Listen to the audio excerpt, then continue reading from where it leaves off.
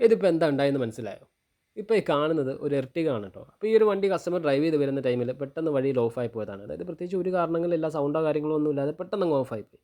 പിന്നീട് customer self അടിച്ച് നോക്കിയപ്പോൾ എഞ്ചിൻ ഫ്രീ ആയിട്ട് കറങ്ങുക, കംപ്രഷനോ കാര്യങ്ങളൊന്നും ഇല്ലാതെ ഫ്രീ ആയിട്ട് കറങ്ങുന്നു. അപ്പോൾ നമ്മളും വിചാരിച്ചത് ടൈമിങ്ങിൻ്റെ ആയിരിക്കും എന്ന് വിചാരിച്ചു. അപ്പോൾ അങ്ങനെ കൊണ്ടുവന്ന് ചെക്ക് ചെയ്ത് നോക്കിയപ്പോൾ അവസ്ഥയാണിത്. അതിൻ്റെ ക്യാം ഷാഫ്റ്റ് അങ്ങ് ഓടിച്ച് പോയി.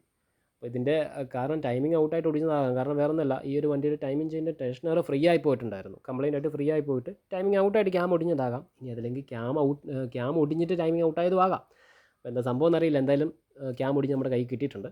അപ്പോൾ ബാക്കി കാര്യങ്ങളൊക്കെ ചെക്ക് ചെയ്തു, വാൽവും കാര്യങ്ങളൊക്കെ ചെക്ക് ചെയ്തു. വേറെ പ്രശ്നങ്ങളൊന്നും അങ്ങനെ ഉണ്ടായിട്ടില്ല. ക്യാം ഒടിഞ്ഞതേ ഉള്ളൂ.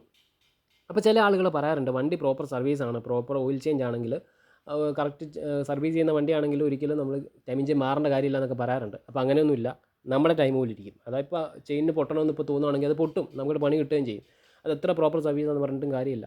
കാരണം ഈ ചെയിൻ മാറുന്നതിൻ്റെ കൂടെ തന്നെ നമ്മൾ മാറി വിടേണ്ട കുറച്ച് സംഭവങ്ങളുണ്ട്. അതായത് ടൈമിങ്ങിൻ്റെ വീൽസ്, വാട്ടർ പമ്പ്, ടൈമിംഗ് ചെയിൻ്റെ ടെൻഷനർ. അപ്പോൾ ഈ ഒരു ചെറിയ ടെൻഷനർ കംപ്ലയിൻറ്റ് വന്നാൽ പോലും ടൈമിംഗ് ഔട്ടാവും. ടൈമിംഗ് ഔട്ടായിട്ട് നല്ല രീതിയിലുള്ളൊരു പണി കിട്ടും. നല്ല രീതിയിലുള്ള പണി വെച്ചാൽ നല്ല രീതി നമ്മൾ എഞ്ചിൻ പണിയേണ്ടി വരും. പിന്നെ മനസ്സിലായോ? അപ്പോൾ വേറെ പ്രശ്നങ്ങളൊന്നുമില്ല.